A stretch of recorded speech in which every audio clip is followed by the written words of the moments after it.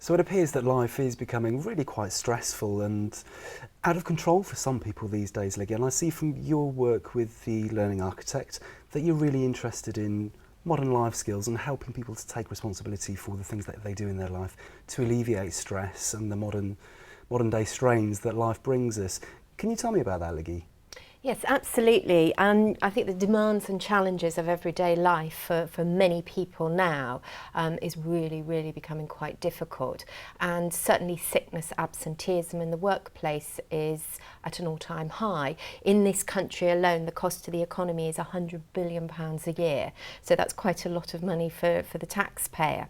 The Learning Architect has been doing a lot of work over the last few years. We are essentially a consortium of behavioural skills specialists, and we work with lots of organisations. We do work with the NHS, we do work with the Department of Health. We also work with a lot of public and private sector organisations, and one of the things that we've noticed that in terms of people engagement, that in order for people to be able to perform really effectively, it's so important that they can manage their stress levels, that they're resilient, that they develop stamina.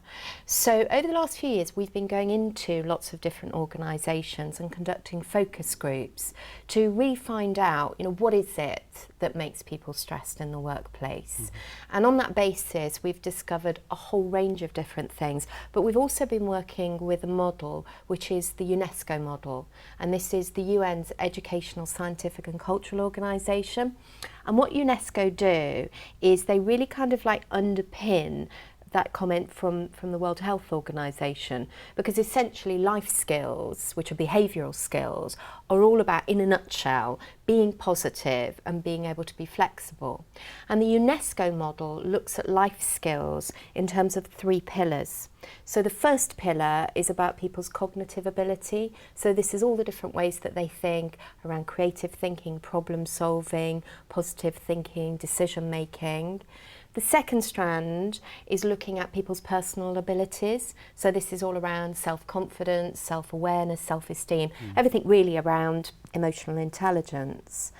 And they look at the third strand, which is all about relationships that we have with other people. So everything around positive communication, building sustainable, positive relationships, and also as well being able to manage conflict situations. So the 20 modern life skills that you've identified that help people deal with the everyday stresses of lives, they're a direct result of looking at the UNESCO 3 Pillars model? Absolutely. What we've done is we've taken the UNESCO model as a really solid foundation which underpins the 20 core life skills. So each of those life skills, which is a very comprehensive portfolio, sits very nicely under people's thinking ability. It looks at people's personal abilities and their interpersonal, and some of those will complement and overlap. And within the portfolio, what we've done is we've looked at the fundamental skills that people need, because our desire is to really distill some of the complexity and make this very easy for people to adopt new habits, adopt new behaviours that can really help them to make a difference, and essentially equip them with all the different behavioural skills that they need to be able to positively deal with the demands and challenges of everyday living. How important is it that people take personal responsibility for the things that they do within the context of the 20 modern life skills? I think it's absolutely essential that people take personal responsibility for absolutely everything in their lives, because there may well be situations that we can't change, but the one thing that we can do is we can change our attitude towards those situations. And if we want to affect different outcomes, then addressing our mindset is really key, because if you always do what you've always done, you'll always get what you've always got. So sometimes we need to look at different approaches. You see, taking personal responsibility is the key to personal empowerment.